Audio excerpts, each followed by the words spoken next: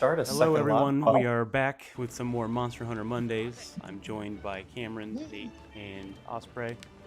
We are Happy gonna play Labor Day, some more everybody. Monster Hunter. Yeah. Or, what was that, Cameron? Happy Labor Day. Oh, Happy Labor Day. Yes, today is the day of labor, or as any not so kid from the labor. early 2000s will remember, Today Day is Labor Day. Today- Which means that Oh my the gosh. police will be looking for anyone that is doing any kind of work today. So Yeah, turn off those brains. And remember to support your unions. exactly. Yes. That's the only reason why we have this at all. Yep. Support your unions. It's important. For sure. The coolest one is one of the unions that was foundational in the Labor Day holiday was called the Knights of Labor, which I think is a baller union name. That's true. That is a baller That is union very cool. name. Love a good union Oh my name. gosh, I should have dragged the Atomic Fox onto this one. She Oh, knows does a she lot know- about she knows a lot about workers' rights and stuff like that. Yeah. All right, I'm not sure what the plan was for tonight. I am at MR24, and I have the urgents for both the gold and silver Wrath group. We can do them. Oh, you're So, yeah, behind. the goal tonight is Lucent Nargacuga, but that means we'll be able to We can farm warm up. some Yeah. rafts. Yeah, It's true. I'm okay with that. We can Sounds do good. either of those if we want. I don't know what the expected gear is for that, or if I need to just build for anti-fire. But Yeah, anti-fire and poison. Bring a lot of antidotes. okay, I have not fought either of the gold or silver in like years. Oh, really? I don't Yeah. remember. I mean, they have a couple new moves, but they're very much the same. And I find that I do well with the Wrath family because they are so familiar throughout every version of the game. Like, True, yeah. there's always a even other like even Zynogar is also that way too. A lot of the mainstays, Nargacuga, Tigrex, they all kind of like have a much flatter learning curve in most subsequent games. Lucent was pretty straightforward and fun. Yeah. Um, I haven't Oh, fought you already it yet. did Lucent? yeah, it was bad. Osprey doesn't wait for us. Well, I I have think nothing we're wrong all with done that. waiting now. Yeah. 'Cause Well, I figured was I ahead. couldn't be point of view anyways because I don't have my Elgato stuff. Yeah. Very fair. From And I think, to be California, yeah. fair, Nate and Tom and I have all done Lucent in 3 Ultimate. Yeah, we've Yeah. experienced it at least once before it's in not some quite capacity. new to us. It's just new to the game. New to this Alright. particular. So, Tom, you want to throw up those urgents? Yeah. Which one do we want to do first? Is there? Have a you finished those preference? urgents? Have you finched those urgents? Yeah. For real. What were the 2 urgents you said? There's Gold the and silver silver. Rathalos and the gold Rathian. Oh, I didn't Gold. realize they happened at the same time. Gold Lugia and silver Ho-Oh. Yeah. Yeah, you shiny. pick, Tom, whichever one you want to do. I'll just go down the list. Let's do silver Rathalos first. I do want to, while you're doing that, Tom, I'm gonna allow the camera hopefully to check out. I farmed the Seething Basil Geese armor, which is actually pretty dang hot. It's got some good stats, and I really like the Seething version. I like the base Yeah, armor it's set already, explosive. but the glow effect is really Is it like nice. the exact same Yeah. set with like a different color, or is it the same? I feel like it's a color variation. I feel like design-wise it looks the same. It just has this like molten glow effect.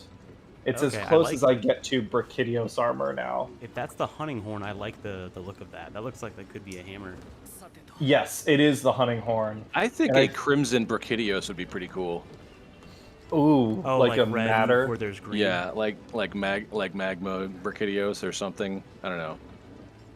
That would be cool. I think it'd be a really cool because regular Brack is blue, Raging is very green, and I think Yes. you could get the whole full RGB situation going on.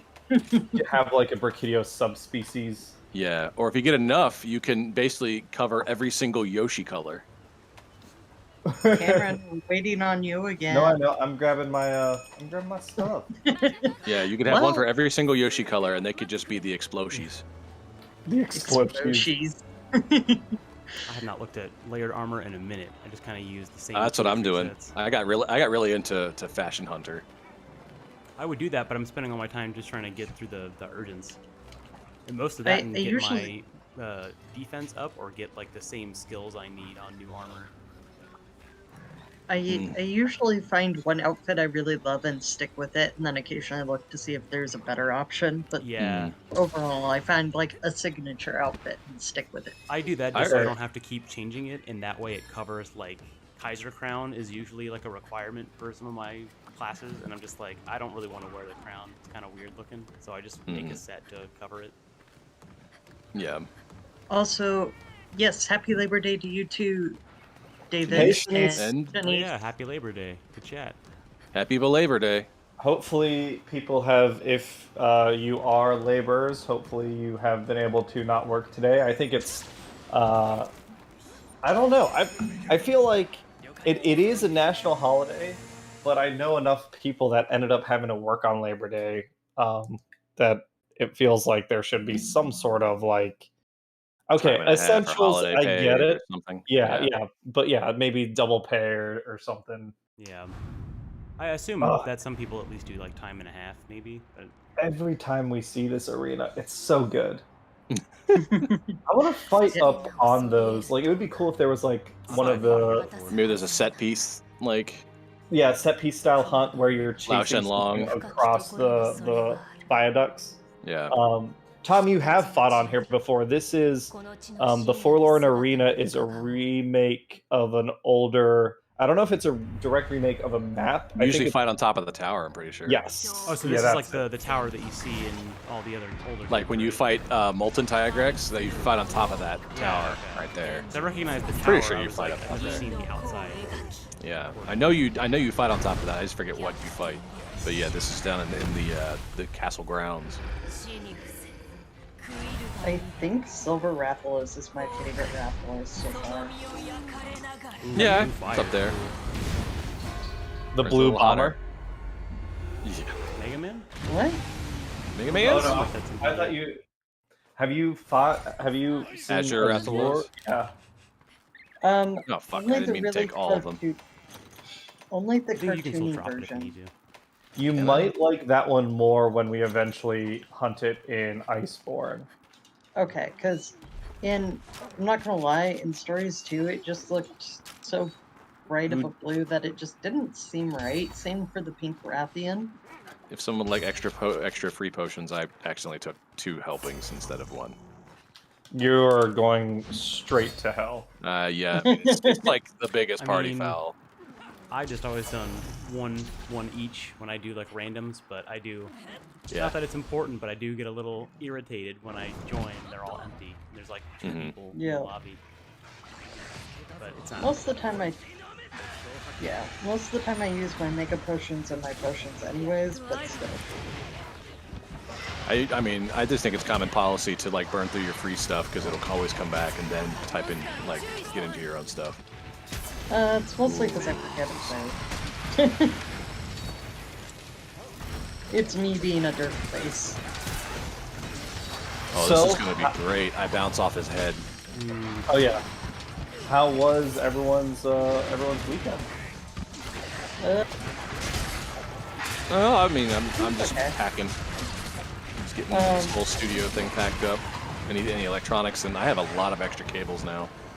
Like figuring out what goes to what is Does just. it sound like you're finally ready for fatherhood? You've got a box of extra cables. Do you get ornery when people mess with the thermostat? No, I think I'm good with the thermostat, although I prefer to run it cool. I think I just run warm, which is super handy for anybody around me in the winter. But man, I can't. I'm bouncing off his tail. I can really only hit his legs. Do you have white sharpness? No, I'm using the ninja sword, which only has blue. I have a little bit of white. That's a big part of it. Yeah, I know. I need to have mind's eye.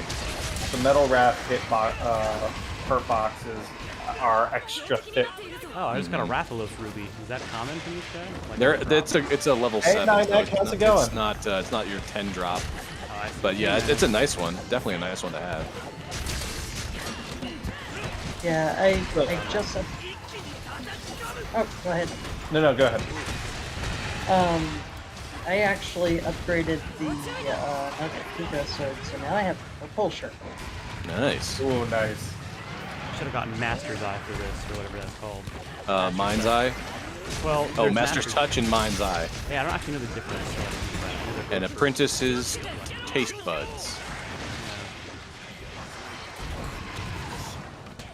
Oh, and someone got me started playing Minecraft. We figured out just the right settings to keep me from getting sick while playing.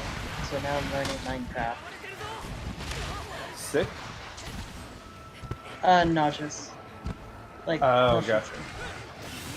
Ninek, nice. I just saw someone in the Discord was talking about Spelljammers. Like, it's cool to see everyone's like interested in running a Spelljammer campaign. I'm curious to see how many we'll end up having on the Discord.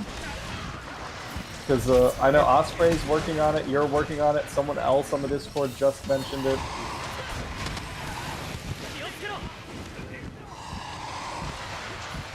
Is it VR, Osprey, or just because it's first person? How they did the camera in the game. Like, I also can't spend a whole lot of time jumping, even with the settings change, because it just doesn't work right, but increasing the sensitivity of the camera and turning off Bob helped a lot. Gotcha. I always turn off Also the not- bobbing. I hate it. Oh yeah. in Minecraft. Bob. What about So- Bob? Robert, The go to hell. the last time I really tried to do Minecraft was back Oh when shit!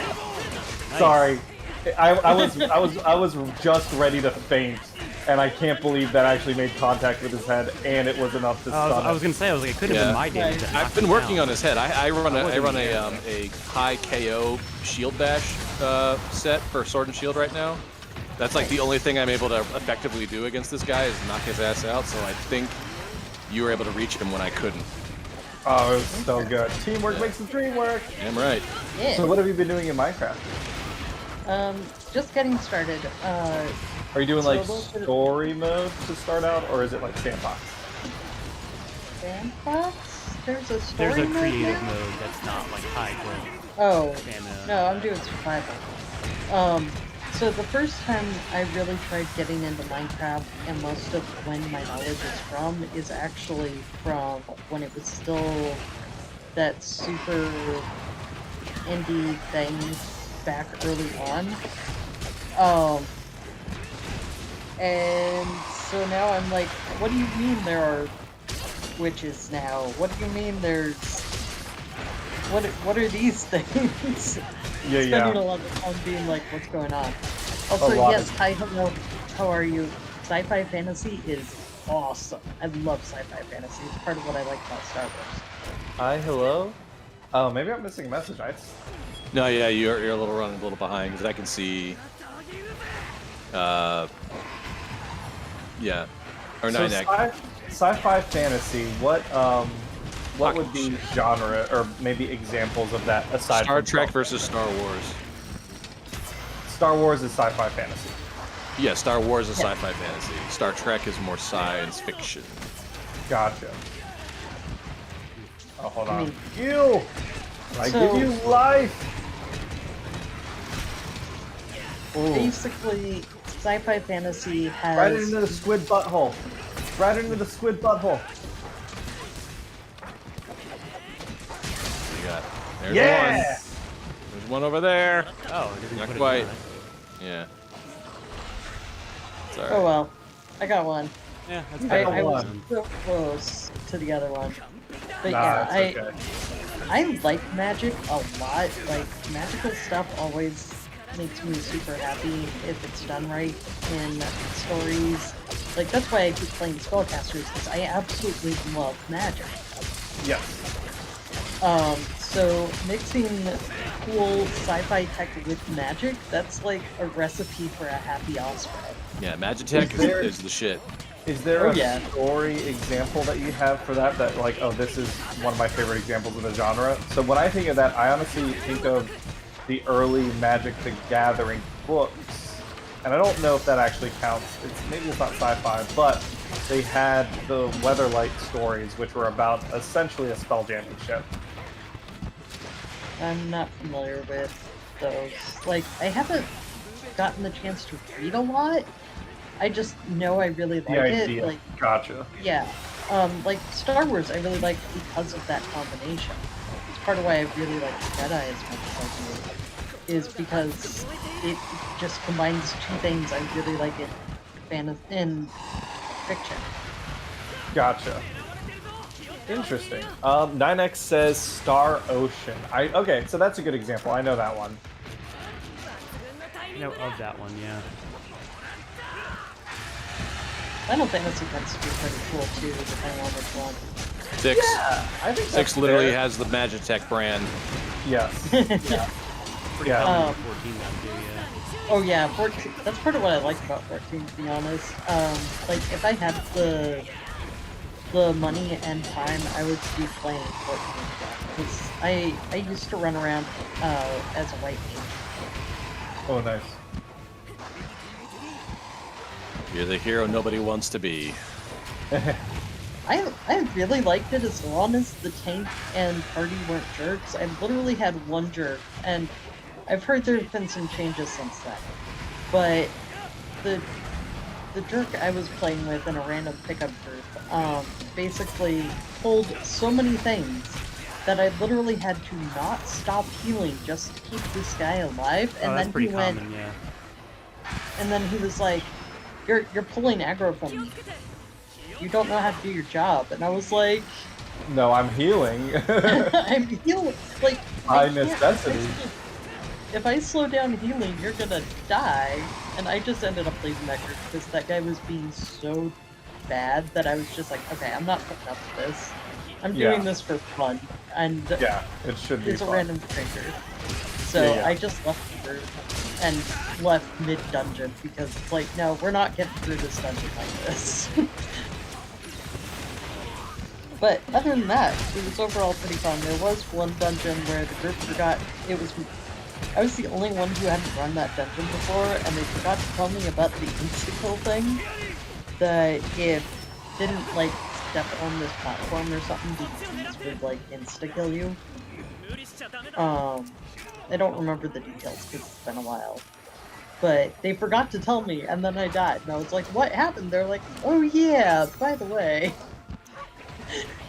I was like, but I asked at the beginning if there was anything I needed to know. Now, so in sci-fi fantasy, There. I feel like Compile log. there's it kind of relies on a bit of flavor versus just mechanics. Like certain things could be considered magic, but if they're considered in-universe science fiction, then that's not sci-fi fantasy. So what I think of, for example, is Psycho Frames in Gundam and all the like horse shit they can do. But because the Gundam universe considers them science fiction, they aren't treated as magical. Yeah. I would also say that science fantasy doesn't necessarily need to be a hybrid of the conventional science, sci-fi, and fantasy genres. I would say anything. Did I just drop out? Yeah, you just dropped yeah. out. I would say that all super robot sci-fi Is is already basically considered sci-fi is. magic. I mean, because it's not. It's like the technology is literally fantastical. It's farcical. It's magical. It effectively is magic. Like I'm thinking Zone of the Enders. What the fuck is Metatron? Like it's this miracle You would pseudo consider sentient. that already sci-fi. I would say science fantasy. I feel like there has to be like an intentionally mystic element to it, though. That's basically what it don't- is.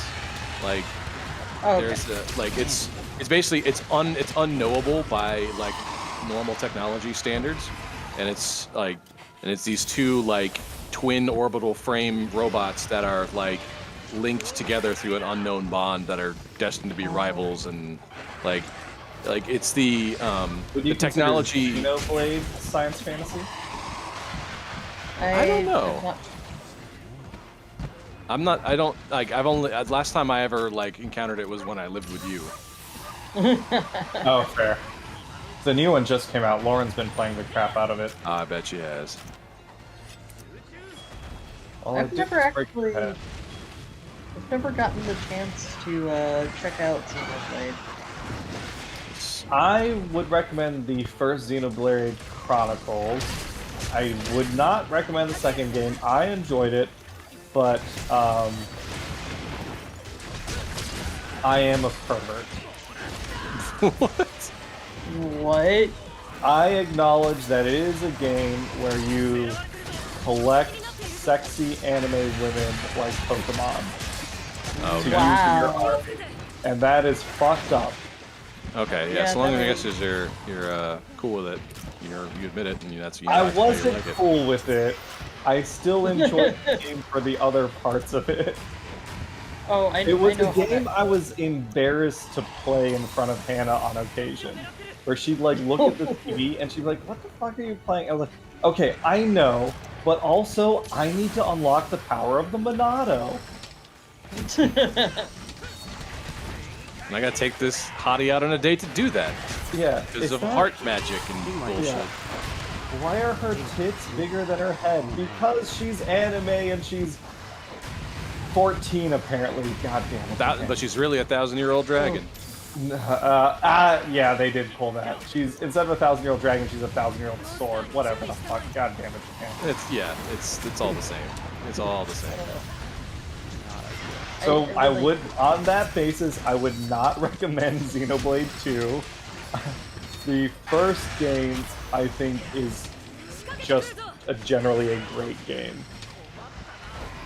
The third one has come out, and I haven't checked it out. Lauren, she really likes it. I'm waiting, maybe when I have some more free time and see some reviews, because Lauren's also a person. So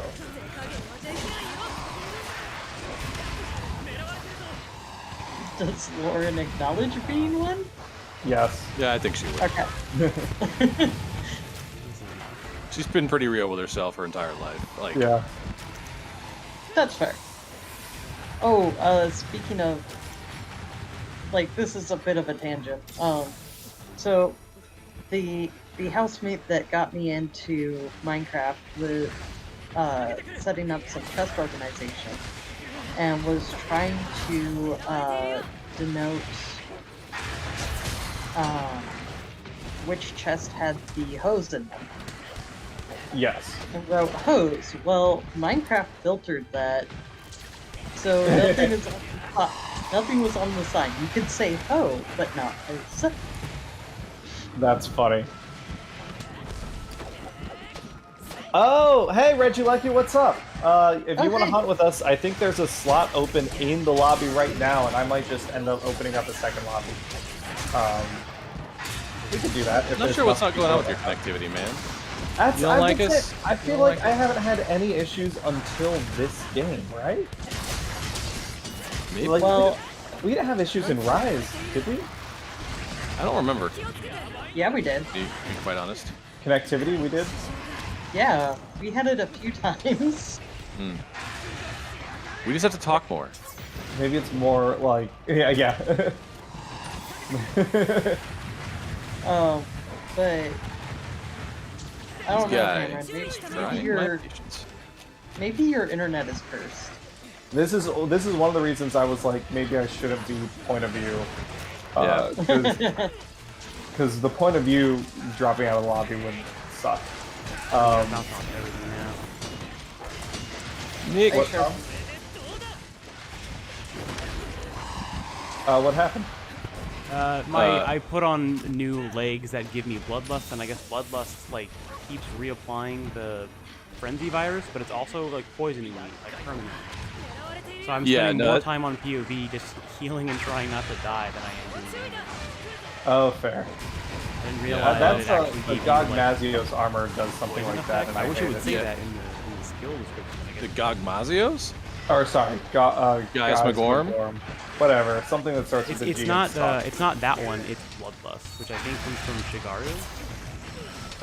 Yeah. I don't know. I think that the Magalas, for sure. I didn't know they had like a poison skill. I think it's just the. Is it? Yeah, yeah. I'm thinking blood right, not bloodlust. Yeah. Because blood right is kind of the opposite. You vampire, you go vampiric off of stuff that you break. So you pair that with a part breaker, and maybe even a recovery thing, and you can like just keep yourself topped up at all times. Fucking goddamn. God damn it. God damn it. Me a demon. Oh dear. Let's, I guess let's go through weekend stuff real quick if we haven't already. We last played on Thursday, so it's just the weekend, I guess, updates. While you all are hunting and I am running for my life, because Silver Ravlos decided to turn this into a fucking bullet hell. Jesus. There it is. That was actually pretty baller. Alright. We have a blue head. Oh, nice. I feel like I'm getting close. At least I haven't fainted yet. Do we want a cap? We probably can. I think it's capturable. Yes, Yeah, it is. it It's not an Elder Dragon. I Here, would like to I'll end this, so I I'll can throw just it like- down. Gotta Oh, make come on, get over sure he here. comes at me over here. I had a busy weekend. Let's see, Thursday night immediately after we hunted, I went and had a birthday dinner at Jeff Ruby's with my parents and Hannah's mom and Hannah, and that was nice. Friday night, we all hung out at the Alcove. We had Darius's rehearsal dinner at Ryan Geis, my older brother's wedding rehearsal, and then we all got together at the Alcove, and that was a ton of fun. Fuck. Saturday was the wedding. Was They get basically wedded? hungover. Huh? They get wedded. They did get wedded. They re-wedded. Too wed, too furious. I heard that you got drunk as a skunk, is I think the phrase. This weekend was a bit of a trip down memory lane for me, and I remembered. Nothing.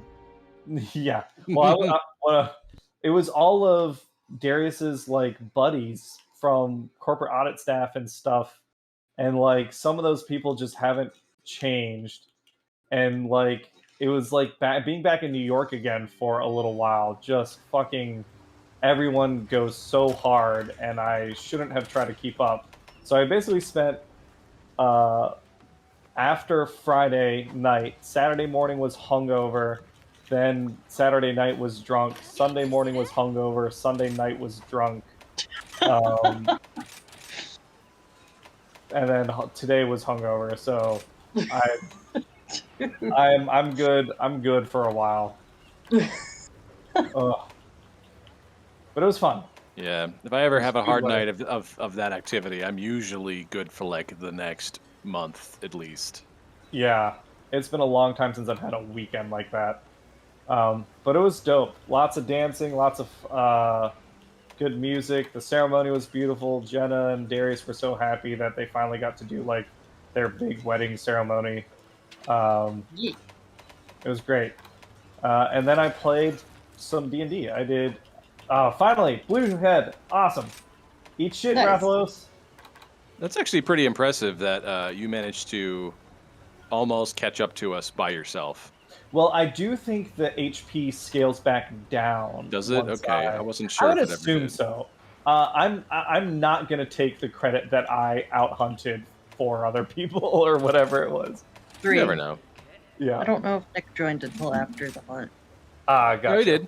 He was there. Oh, okay.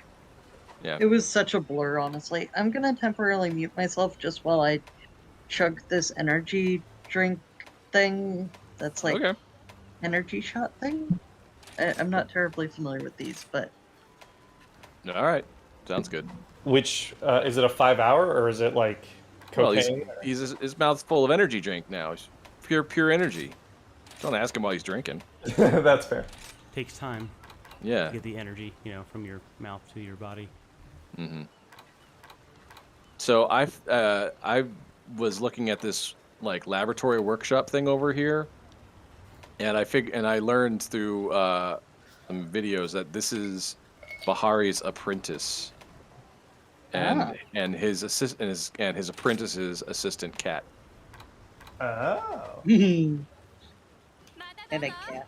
Yeah, I really like Bahari's outfit, the scarf. is pretty dope. All right, so if your lobby's full, that means I need to create a new one. Are you all hunting?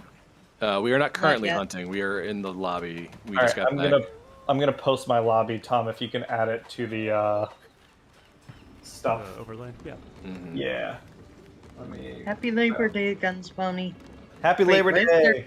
Rigid Why is Drago, there a yes, you are question not wrong. You have much higher stats than we do. You have more. You have more quickenings, McLeod. All right. I think I'm set. Osprey? Hmm? Well, you asked a question, but I didn't catch it. Oh, Guns Pony said Happy Labor Day, but with a question mark. So I was wondering why there was a question mark. Happy Labor Day. I mean, Oh, it has been a happy Labor Day. we are neither laboring nor in labor today, so it's been a good day. Wow. That's fair. Wow. Just covering all my definitions. The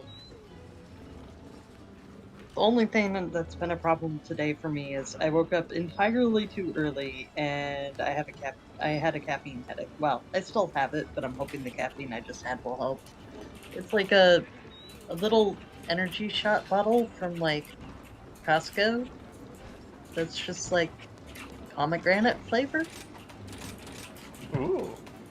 I hated how it tasted at first, but after a couple, I'm like, I actually don't mind it as much now. It seems to be a bit of an acquired taste for me. All right, AKMJWX. It is in the Monster Hunter lobby. I'm gonna post it here. See you later, David. Thanks for hanging out. Appreciate Yeah, see your you time. later.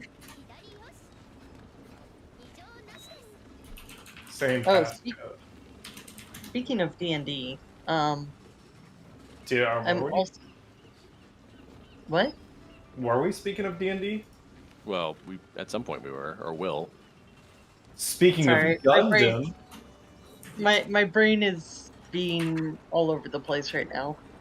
This is what happens when I haven't had caffeine yet today. Well, now Yeah. you have, Oh. so it's just a matter of time. Well, yes, but until it kicks in. So, I got Wonderdraft ages ago, which is a map making software, and now I'm actually drawing out a D&D world. oh Who's setting- nice. So, You're working up a homebrew? yep. I still want to do the Spelljammer thing, but I'm also kind of having this map ready so that if I find trying to do something without solid mechanics is a little too much at first, I can write a easier one to start off with, to kind of ease myself into homebrewing settings. Like, with how vague the Spelljammer stuff is, I'm kind of worried I'm gonna find myself overwhelmed and over my head compared to a setup with, like, more solid rules. If that makes sense. Yeah. I think having a homebrew is kind of a double-edged sword. Like, because it's a homebrew, if they just ask something that that the book doesn't address, you just can make that shit up on the spot. The drawback is then you have to keep it consistent. Otherwise, it really fucks with stuff. Yeah, my main plan is to write it out as if it were official adventures when I first write it out, to kind of have a strong core, and then I can branch off from there, and it'll be easier to make notes if I only have to do it for a little bit at a time. Ninek, that can be nice, but until somebody gets the hang of certain things, it can actually put a lot of strain on the DM. Especially if they're not...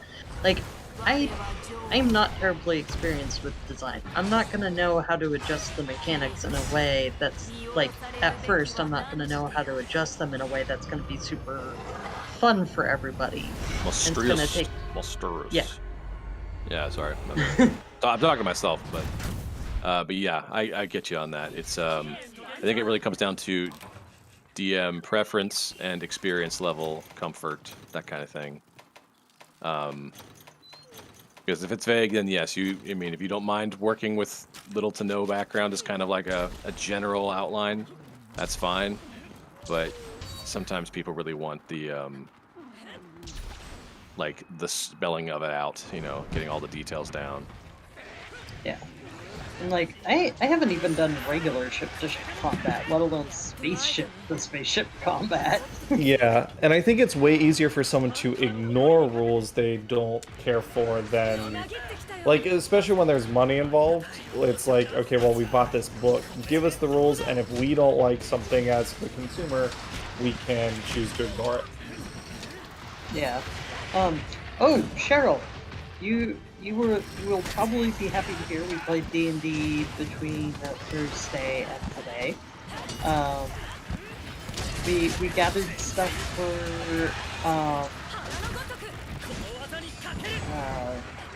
some special arcane bombs.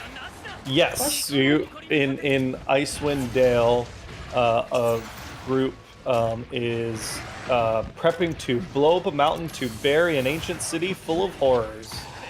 Yep. That actually went pretty smoothly.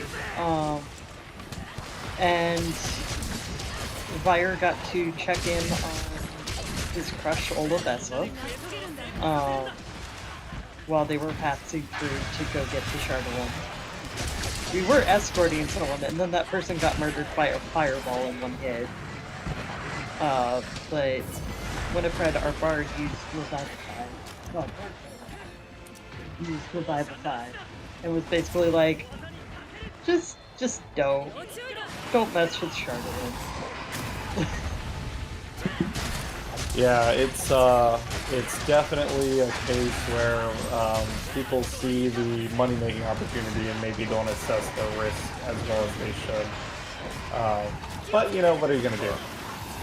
Also, this fate was the first time that fire having Shardolin poisoning actually came into play, and I'm waiting for him to be able to find the cure, because I think he's going to be a lot less grumpy once he finds the cure. I don't think there is a cure. I've been digging through the material. I think it's just a permanent condition he's got to live with. He's not going to accept that. Yeah, maybe we can figure something out. But I think rules as written, it's just a thing that happens. Oh, Shanice, nice. Nice. Yeah, grilling out is a lot of fun. Hopefully the weather was pretty good for it yesterday. It's not like bad weather right now, but it's a little cloudy and muggy outside, I'd say, in Cincinnati. Yeah, it's not oppressively hot, but it's definitely muggy. Mugs for days. Mugs. And we finally got a room set up that's kind of a common room in the house that we can have one of the portable ACs in. It only does a small area, but like it's a small room with couches and stuff, so we can chill in there as needed. And that was an unintentional pun, but I'm owning it. I dig it. Yeah, Icewind Dale went well. This wasn't a campaign session, it was a little one-off, but it ties into the campaign. I'm glad I get to like finish out those side adventures too. My goal is we're playing the campaign next weekend, and then I'll be in Italy, and then when we come back, I think we'll play another campaign session, and then do the last fit in the last two parts of the Icewind Dale side stuff while we're not doing Waterdeep Dragon Heist, because that'll be. We've got episodes recorded, but we've got bigger pauses in between episodes due to me traveling and Nate traveling and stuff. Cheryl, it looks like a lot of D&D happening next weekend too. Anything planned for September? I have big plans for September. I will be going on an adventure across the sea to an ancient land, looking at ruins, possibly coming away with some treasure. If the Italian government allows me, maybe not. But yeah, I'll be running D&D next weekend. So I think Tanner is running 2 sessions next weekend, Friday and Saturday. He's also doing a double header because he's playing in one of my sessions on Saturday. So he's got 3 sessions of D&D lined up for next weekend, and we just realized that earlier, like right before we started streaming, and Tanner was like, "Oh shit." Who knows? He might change his schedule around a little bit. Then I was planning on doing a starter session for some new players, but with everything else that I've got going on, I don't think I'm going to be able to do that next weekend. But if there's someone out there who has DM experience and maybe whose schedule opened up pretty recently, wants to run a short one-shot for level 1 adventurers to introduce some new kids to the game, not kids, adults. New players. New players on the block.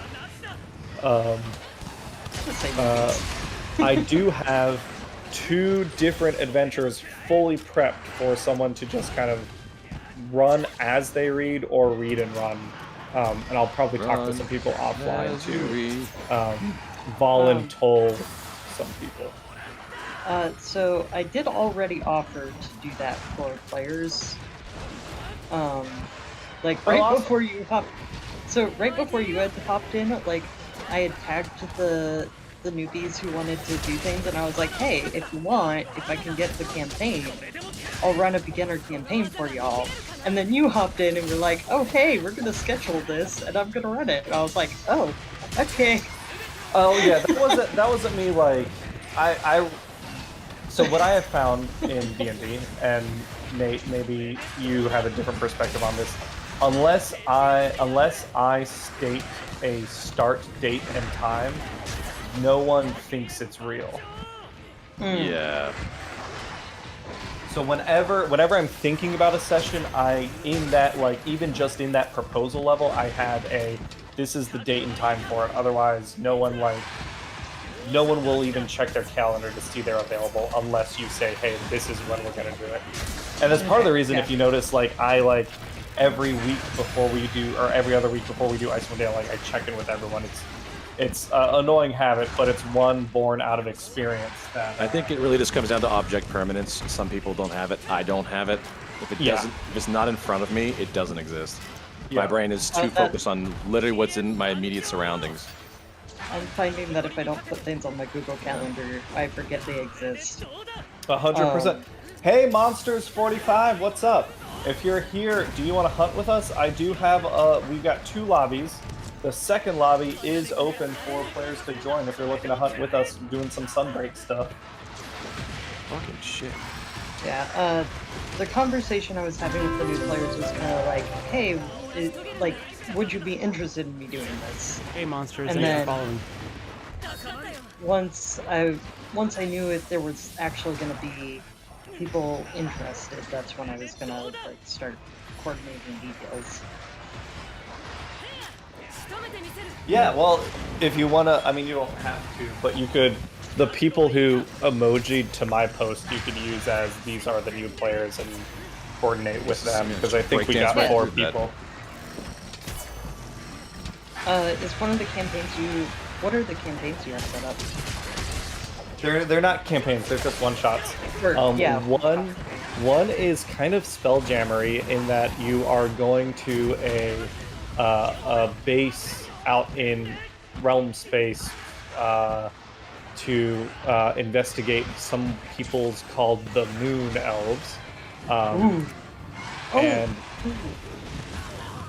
I started to watch the video on that one. From Arcane Library. Yeah. It's that adventure. Okay. I know exactly which one you're talking about. I've got it all set up for you if you want to run it. The other one that I think, that one is a one-shot that might be 4 hours. The other one that I think might be more of a 2-shot that's like 6 to 8, which would be great for if someone wanted to run while I'm gone, is you are in a... Wrath of LaRosa, you gotta herd the cats, 100%. You are in a city in Chult, and you are the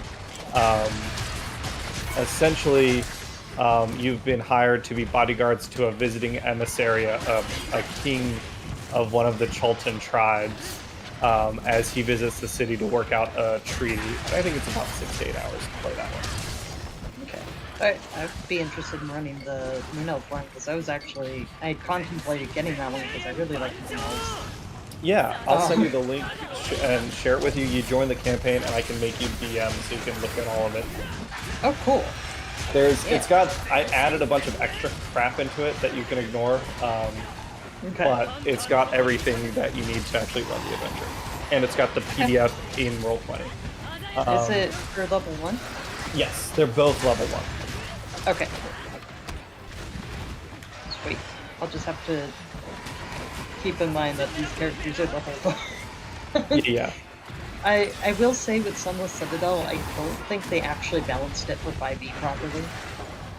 I think it's not that. I don't know if it's imbalanced. I think looking back, what the time frame that Sunless Citadel was created, people were much more open about. Okay, here's my character. If they die, I've got a backup character, and it's just like you just died a couple times before you found your true character who made it to level 3. It's less the like damage and stuff, but like the DCs on things. It seems out of place for 5e for what they put for like the DCs for checks. Like so far, I think every hidden door has been a DC 20 perception check at level 1. Like, well, that just doesn't seem typical for 5e. Well, I think the idea there is they're trying to funnel players down a certain path. You can't get through this door, but you can get through another door. And it's like, if they get lucky, then they can check this stuff out. If not, they need to go find a key that exists later in the dungeon, and then it's a reason to backtrack. Oh, half of them don't have keys. It's literally just a perception check. Oh, that's interesting. Rathlarosa, yeah, Golden Rathian is super cool. I don't think I fought Golden Rathian and Silver Rathlos in Iceborne, so I don't know if Tom and Nate, did they change them significantly for that game? And this version of Gold and Silver are just using those versions stuff? Because they seem to be like using their wings a lot more on the ground when they land. It's almost like a little more like Game of Thrones dragon-like, if that makes sense. They're really embracing the wyvern anatomy. Yes. I think they gave them a couple of new things, but they operate very similarly to the world models at least. Gotcha. I think a lot of it still carries over. Like I said, there's a lot of inherited like move sets, even through older generations with the Wrath family. Really, any of the flagships, like they always have like a lot of the same moves. Mostly because they work so well, but I'm digging the new stuff. Yeah. Yeah, it's pretty sweet.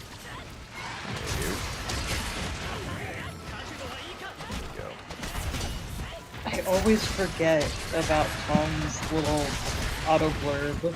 Give me your cummies, Sky Daddy. I Yeah. haven't looked at those in a Always while. gets me. Always gets me. I'm honestly surprised that got like Always run out of my damn bug Well. right as you go There we go. Shanice, I haven't really been. Oh no, I got Tom and I at least, and I think Osprey, maybe not Nate. We did watch a new anime recently. We watched a new anime this weekend. down. The first Yeah. episode 0 of it, I guess. Oh, the Yeah. prologue. Yeah, I did not watch it yet. But I don't know what Licorice Recoil is, but I'll have to look it up sometime. fuck. oh, first Um, Fane of the Night. I guess Tom, Yeah. how do you want to talk about it? Do you As want is tradition. Osprey to share his thoughts first, having no larger Gundam context, Yeah, that was before we corrupt him with I did lore knowledge? finish IBO. Oh, Oh, finally. nice. Yeah, I finished it like 2 days ago. I only had like 4 episodes left. Oh, god damn it. We'll talk about that also in a second. Yeah. But yeah, Osprey, how was your first Gundam show? So my first thought is, yeah, Gundams are probably bad if they're having that much impact on the user. Why, like, That is the through line if they're Oh, wait. if they're literally killing people, why are we making them? We should like make sure they're not killing people before we actually mass produce them. and like Ugh. allow people to use them. And also, how is a kid connecting to it and not immediately dying? Like this seems really weird. Oh, Like well, it's welcome to not Gundam. bad. Yeah. I'm sure This they'll is- explain it, but The I'm tagline of also Gundam worried. is "War is bad, but look at this cool robot." Yeah. And this I- child soldier. Yeah. Yeah, I was a little worried that that 4-year-old's gonna become a child soldier, and like it was very brutal sure. on the heartstrings. Like I feel like this is gonna be the kind of show that just purposefully tugs on your heartstrings every chance it gets. Gundam is, yes. So I think you've immediately identified some of the recurring themes of Gundam. I think in general, one of the motifs that the show creator hits on over and over again is that the giant cool robots are Oh, bad, actually. Fuck. Sorry, guys. I was in the middle of healing Good, myself. I died in a All stupid right, way. I kept getting hit. am. I'm gonna switch up. I was trying to play my Dragon Piercer thing on here, and it was fine. It's fun, but I'm gonna do something a bit more serious. At least I carved the tail. I did not carve the tail. Oh, I didn't either. I was trying to be responsible instead of going for the stuff I usually do. Yeah. Well, I needed to take a second to let something kick in anyways, so I was like, you know what? Like there wasn't an opening, so I was just like, Yeah. I'll Play get it it a while little I safe. can, just in case. But yeah, so yes, so you've and Gundam, I'd say, is not the most subtle storytelling in the world. No. So yes, so you definitely picked up. Yeah, Gundams are treated, I think, as the weapons of mass destruction that they are. That's a repeating point, no matter the series, that these things are dangerous, and people are motivated to use them for selfish reasons. Mhm. One of the things unique to the Witch from Mercury, and to be clear, the Witch from Mercury is not out yet. This is just a prologue. It's essentially a prequel episode to the larger series that I think comes out in November. That sounds right. Yeah. The it seems like the one, so they change it up every series. They have a different ways they approach this core idea, and Witch from Mercury definitely seems to be reflecting heavily on transhumanism, which is another thing that Gundam touches on, I'd say fairly often, but maybe in less specific ways. Like Tom, I don't know if you agree with this. I consider new types transhumans.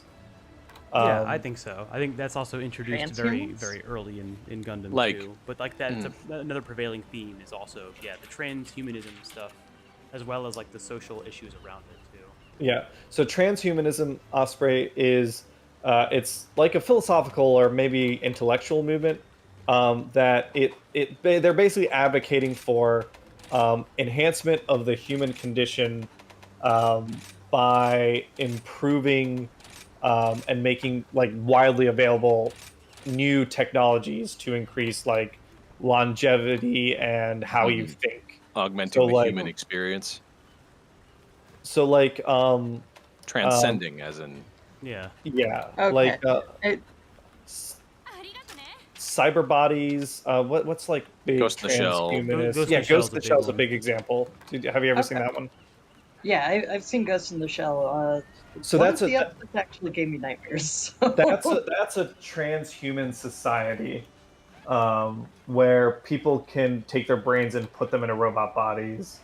Mhm. Excuse me, Cameron. They refer to it as a solid state society. Yeah, fair enough. That is actually the name of one of the I think the DVDs or one of like the Solid state compilations. society. Solid state TM. Yeah. Yeah, I heard trans people or transhuman, and I was like, I mean, I am trans and I am a human. What's going I mean, on? that's That does sort of fall in line. Yeah. Yeah, it's all part of it. I would Yeah, it's- assume that most transhumanists are big trans rights activists because it's the same idea where like your body is not your personhood. So like Yeah. if your body doesn't match who you are, fucking change that shit and make it easy to do so. I think in Standalone Complex, Ghost in the Shell series is, I think that the police commander, I think The main originally character's had trans, right? Yeah, well, I think originally because the commander, the girl with the purple hair, Major. the major, sorry, not commander. I think I don't actually know their pronouns in the story. I think it's she, her. Okay. In the Yeah, majority I of the think series.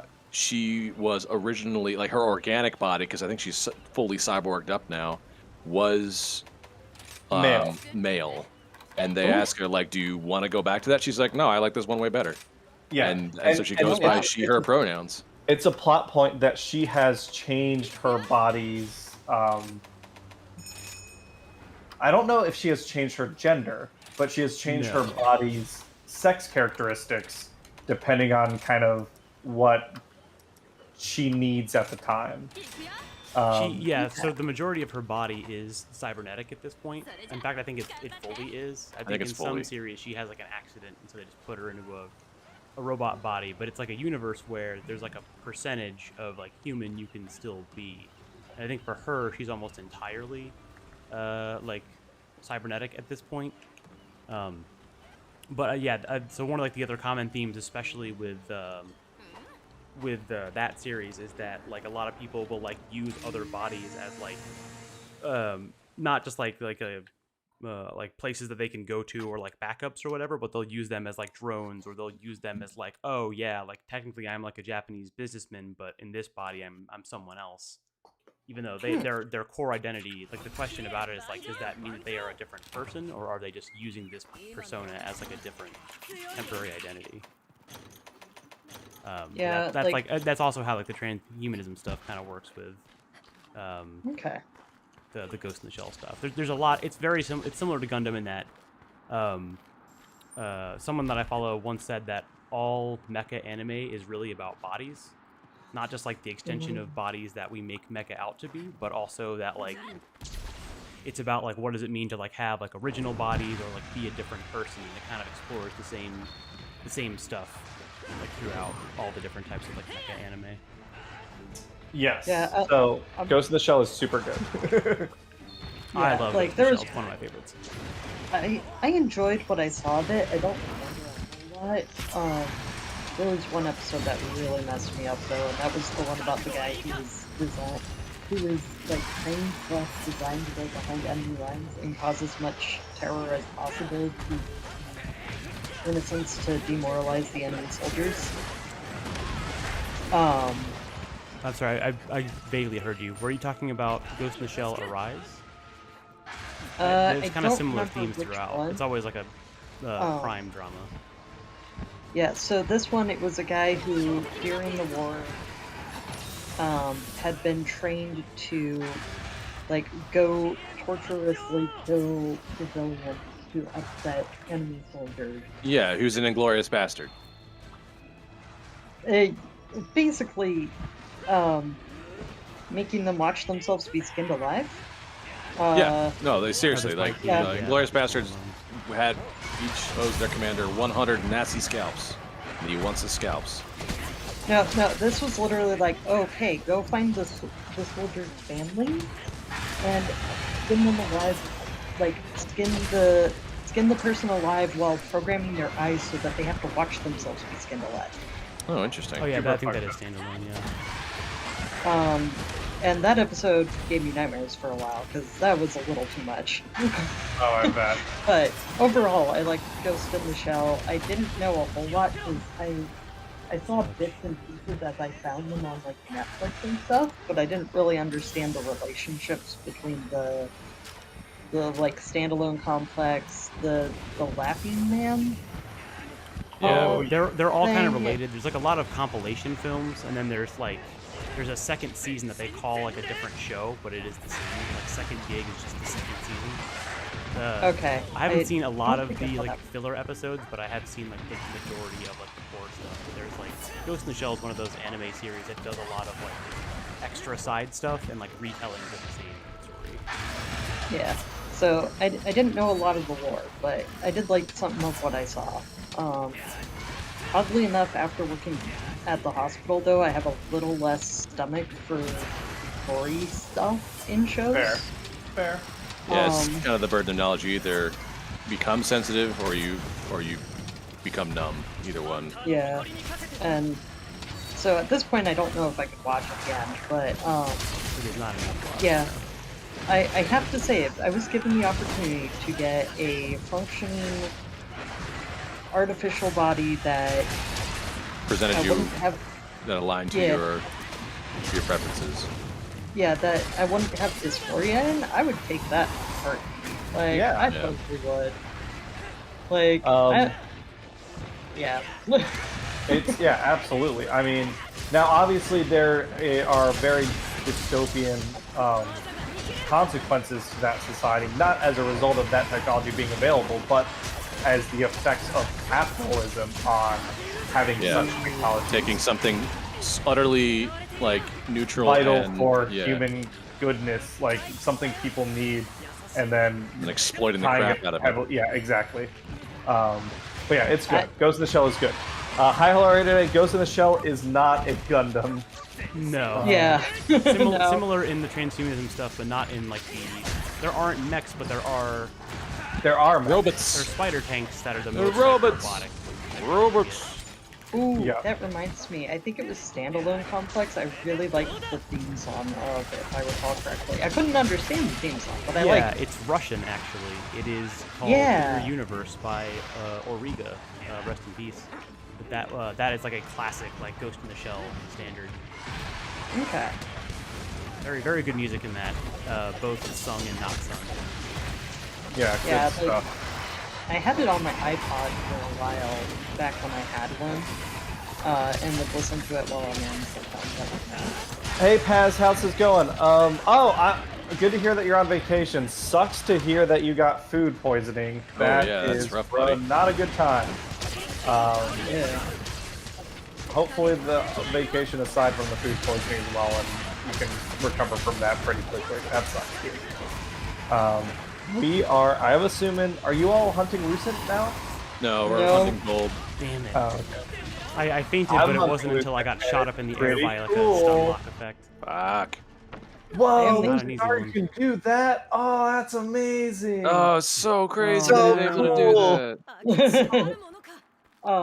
So, actually, I think I'm the only one out of the three Oh my of us God. who hasn't fainted. For the night. He is. Yeah. Keep After on me. keeping on, Osprey. Show these noobs how it's done. The Oh, health okay. bar is a lot. So we were talking about transhumanism because we were talking about Gundam Witch from Mercury. Right, yes. Yeah. So it looks like, and this is a very unique take that is unique to this show and not Gundam in general, I feel. Somehow they're using, the Gundam are not just the robots, that's heavily tied to the Gundam system. Or the which has gun frame or something, which that's something I want to talk about was what that means. Something, and that seems to be software. And the software is tied heavily to this human evolution. Am I the only one here? What's up? Like, No, thing I'm is- fighting. I was gonna. Well, no, it's solely focused on me. And it has been for the last. Oh, okay. Until somebody. It likes to got pick into targets writing based mode. on the damage pretty heavily. Yeah. I had to run from it for a little bit until it got distracted by someone else, and then I was able to come up and start hitting it again. Oh, I did missed have all three. damn one. it. I was trying not to let it like. I feel like if I don't immediately launch it within 2 seconds, I just lose it. Yeah. You had a Oh. question, Osprey?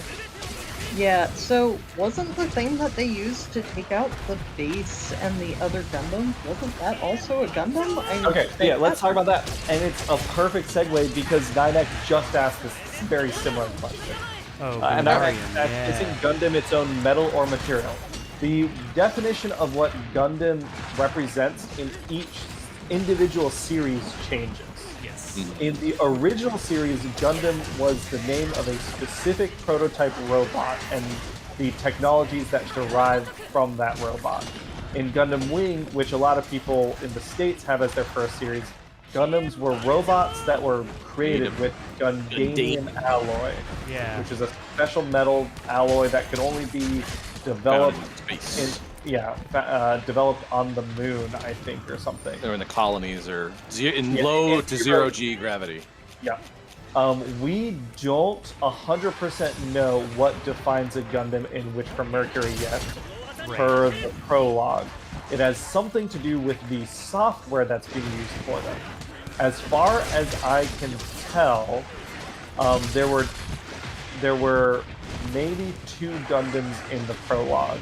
That part confused me, kind of like IBO did. IBO does mention Gundams, but I don't remember what IBO's different thing was. I don't know. If they were built. It was a list of mobile suits that was built in the Calamity War that were like. Oh, I see. So only all those their systems and materials. Yeah. Okay, that's part I wanted to clear up because I was watching the Witch from Mercury episode, and I was like, I don't remember what the definition is.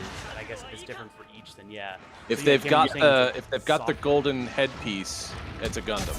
Well, Usually- right, yeah, usually. Usually, in each series, they explain what a Gundam is for their universe. Right. Because it becomes an important plot point.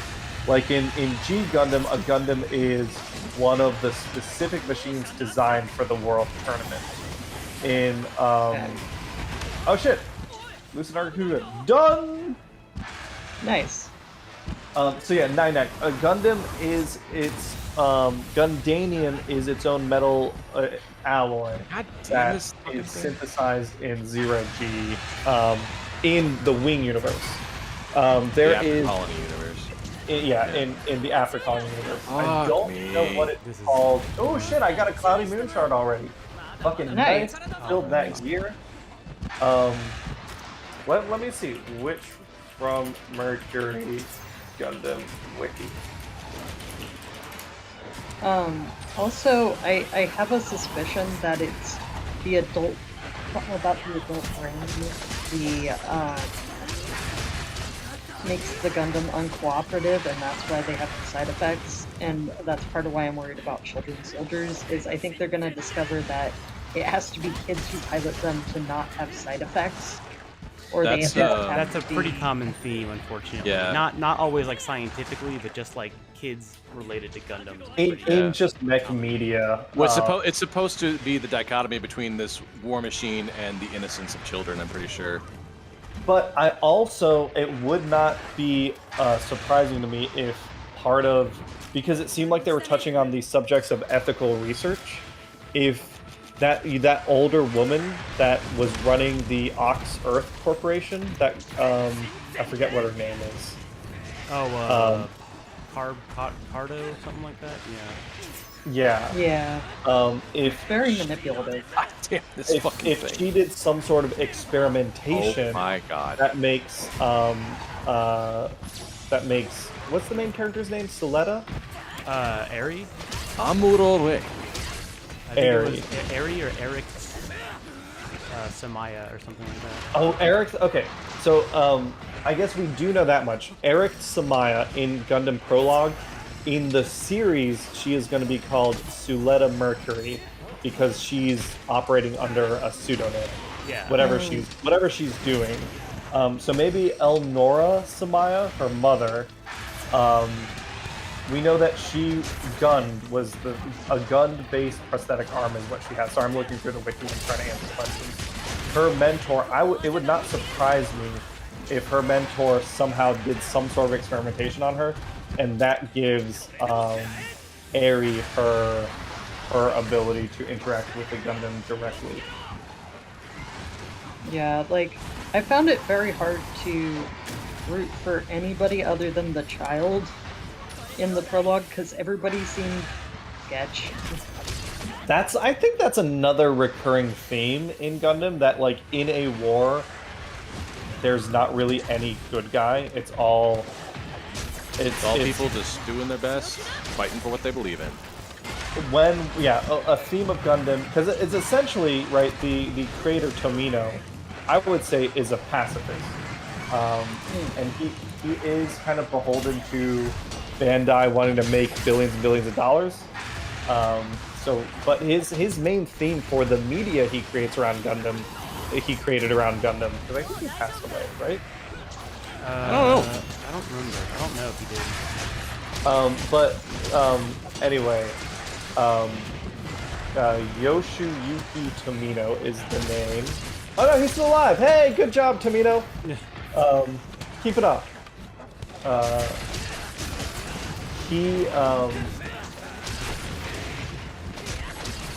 he's like, essentially every Gundam series boils down to war is bad and he shouldn't do it, and you are watching this because it's entertaining, but it's bad and you should feel bad. And that's part of the reasons that I love it. Oh my god, he just one-shotted me completely. Yeah, I spent That's too much twice time like just now. healing. I can't do like enough damage my to get it God. down quick enough. I thought I was doing a lot more Don't have damage it. this time, but my god. I still haven't fainted. Cameron, did you do yours solo? No, people Nope. joined the lobby when you posted the information. Okay, I think I think we're not doing enough damage just because we're so like I know Nate and I at least we're busy healing. I'm trying to like not have the aggro the whole time. I if keep can get my trying gun to, lance up, it might work. I keep trying to use the weeb skills for the longsword, but it kept interrupting and knocking me out of my fully charged state. My god, it was Yeah, so frustrating. it's annoying because we have to spend so much time running around that we're not doing enough damage. I'd be good if he just let me be good. Yeah, you definitely have to kind of ride out some of those enraged states. But yeah, like, overall my impression is I like cool robots, and I would be okay if they were, like, racing and stuff, too. Have you seen Like- IGPX? Oh god, yeah. Yeah, Gundam is pretty IGPX? much like war-torn. Immortal stuff, so that Grand might Prix. not be your jam. If you want cool robots that race instead of kill people, IGPX is a great series about cool robots that race instead of kill people. And it's The one big of series, my not the favorite first shows. one. The first one is also war for sport. Yes. Yeah, Bloodsport. There was one thing I started watching that I don't really count as Gundam, because it was this whole thing where it's basically this MMO where you have a kind of a VR MMO where you make your robot figure out of like model kits. I think it was called Gunpla actually. That's Gundam Gunpla is Builders, the probably. There are Gundam series that are about building the toys. Yeah, it's Yeah. in universe. The toys exist and people play sports essentially with them. Yeah, that was fun. I enjoyed that one. It was pretty light and cool. There was some dark stuff with like something going on and somebody being like corrupted and mind controlled or something. But overall, I liked the very hopeful tone of it, and it actually made me consider like getting some model kits and trying to Oh, put those yeah. together because Welcome. it just looked like so much fun. The problem is I have slightly different tastes, so it was really hard to find one that I was like, ooh, this would be perfect. I kept wanting to be like, I like that piece from that one and that piece from that one, but I'm nowhere near experienced enough to make a custom. Yeah, it's Gunpla is a whole thing and it's pretty dope. Yeah. I'm a fan. Big fan. Speaking of which, I gotta get you your Leo back too. Oh yeah, yeah. Sunday. Yeah. Sunday. Nate, speaking of getting things back, can I please have my earbuds back? Yeah, I have a box for it. It's sitting in my room right now on my dresser. Cool, thank you. I wasn't sure if you'd seen my message. Yeah, no, I got I it. was just- Okay, cool. Yeah, Oh, I was just out getting boxes. I was like, I'm gonna get a box. so Good idea. It turns out my new phone does not actually have an aux port. Oh wow. So that's why I was like, I want my Yeah. headphones. Because, oh my gosh. Because we just got what phone we could get for free that was better than terrible when we got our new phone plan. And we didn't look horribly closely because we just wanted the best that we could get for free.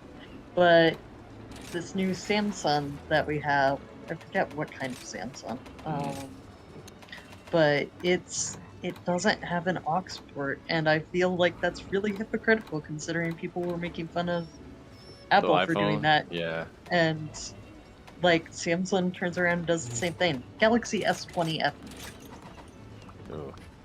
I'm gonna upgrade a piece of armor. Cheryl has a real question. quick. Which Yeah. Gundam do you all recommend starting with?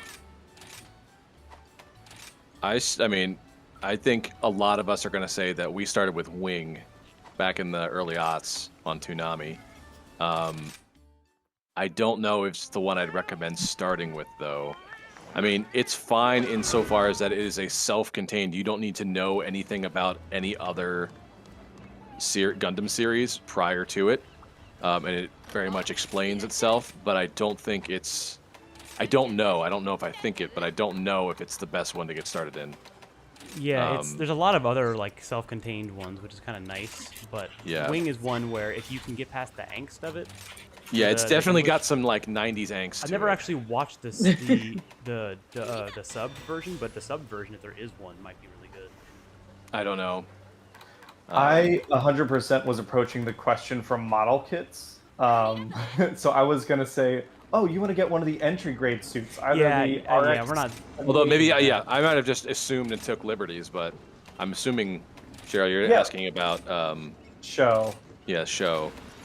But otherwise, yeah, high grade models. High grade models are like 10, 15 bucks a pop. Oh no, they have an recently. This is a recent thing. They've developed something called entry grade, which is cheaper than high grade. You don't even need nippers for it because it's designed to be taken apart with your fingers, the way you like to build things, Nate. Cheryl, this is assuming that you're even interested in the model kits, because we're going to talk about this for a minute. And I think there's 3 model kits out right now, and they're each like $5, but they're all very good, and they're maybe like accessory light compared to high grades, but they are very easy build and very fun builds to the point where it would be some of the best bang for your buck in general. And like experienced builders are big fans of the entry grades because of just how well they're done. But if you're talking about series, Tom, do you have a recommendation? It's kind of hard because I like Universal Century stuff, but it's either the good stuff is really a big old, investment, or the new stuff is kind of hit or miss. If the movies are still on Netflix, you can watch like the 3 movies. Yeah, is it Hathaway? Hathaway no, is the Gundam 1, UC 2, one, and yeah. 3. Hathaway does not as much action, so if you're looking, it kind of depends, because Gundam has like so much going on. Like IVO has lots of action, but also lots of like political turmoil about child soldiers and stuff. So there's a few series that I haven't actually seen yet that I always get recommended, like 00 and X. And then I know, Cameron, you like 8th MS Team, which is really 8th MS Team's the shit. 8th MS Team is like but it does more take military, place in but like the has middle enough, of the like, Universal human Century story timeline. to it. Yeah.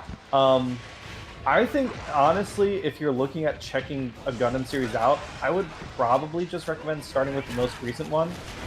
So now I would say wait until Witch of Mercury comes out. Check out the prologue and then check out the show if you're curious. Iron-Blooded Orphans is really good, but that is, you ready to feel crazy old? That is a 7-year-old show at this point. Which, yeah, to me feels like 3. It's nuts. But there's plenty of good ones. The problem is like there's no like mainline one that I can recommend as being like, oh, it encapsulates like everything. I recommend Zoid's Chaotic Century. Or just recommend something else entirely.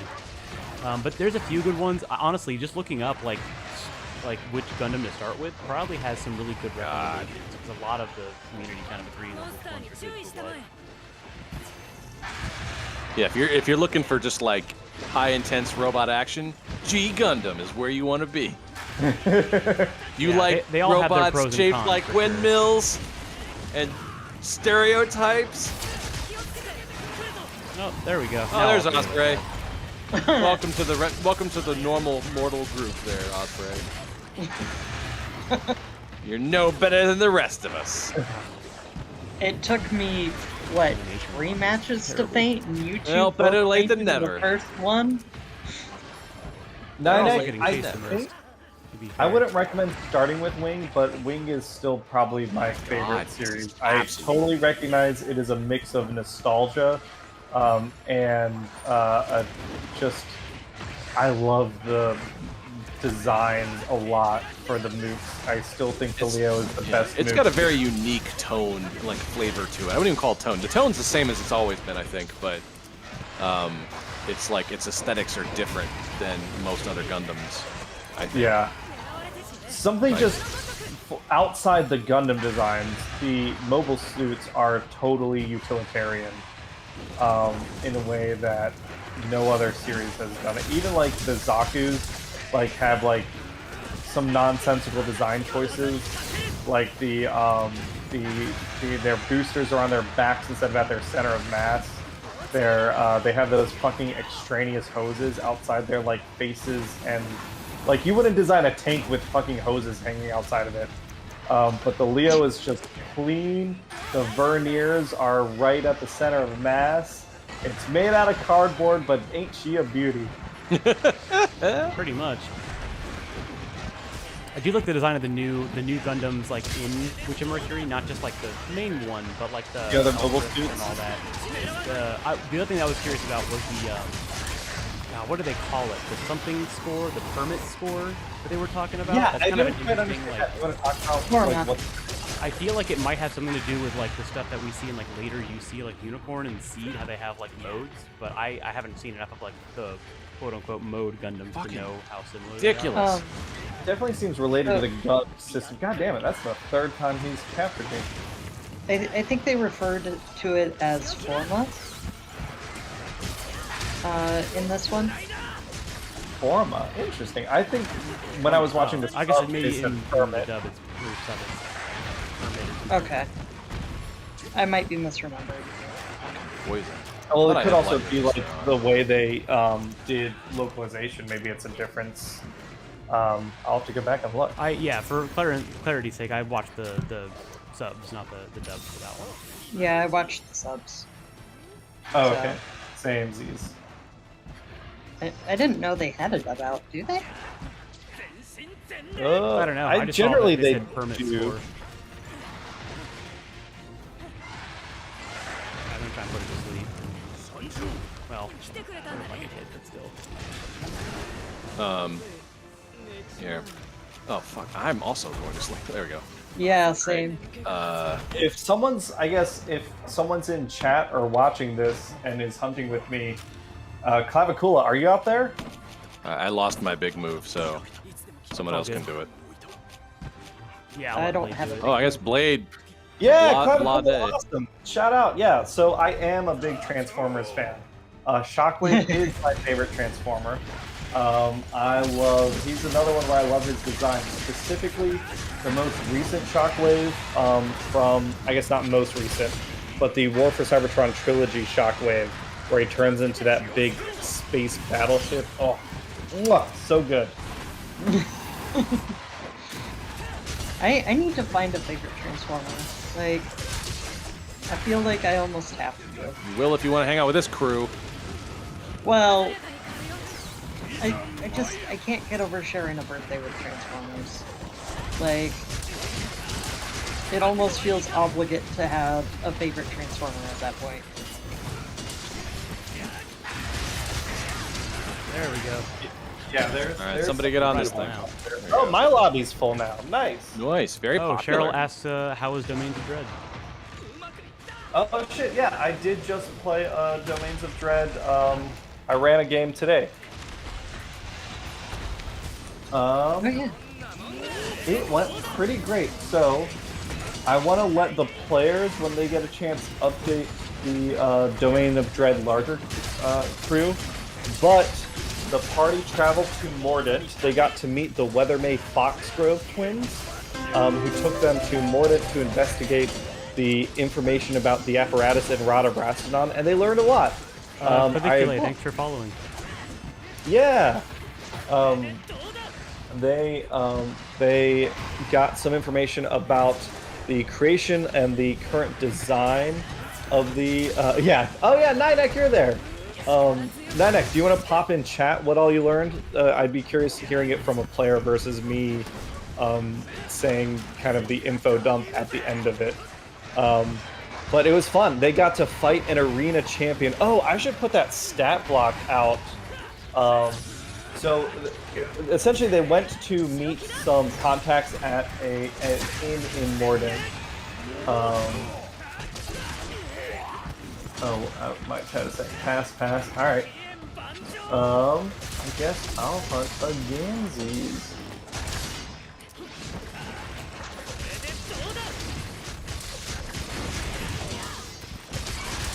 So, I figured out how Rappian is taking people out from full health.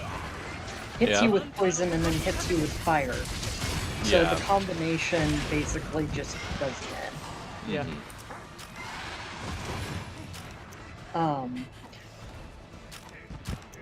Oh, and Discord does a thing with events, so I was up this morning when y'all started the session, and Yeah. Discord, when it glanced at events, had a big old join, and I was like, oh no, did I forget about a session?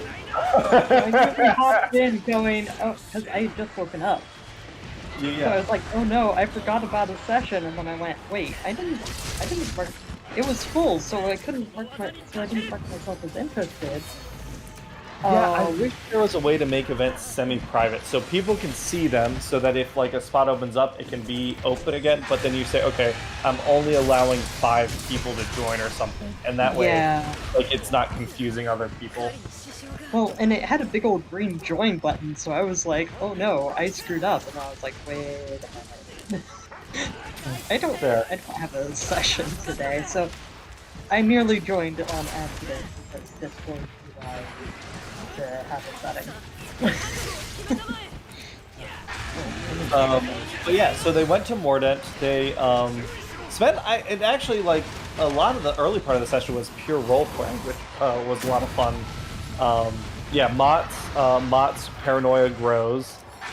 He's surrounded by the most secretive and nefarious bunch of heroes on the planet.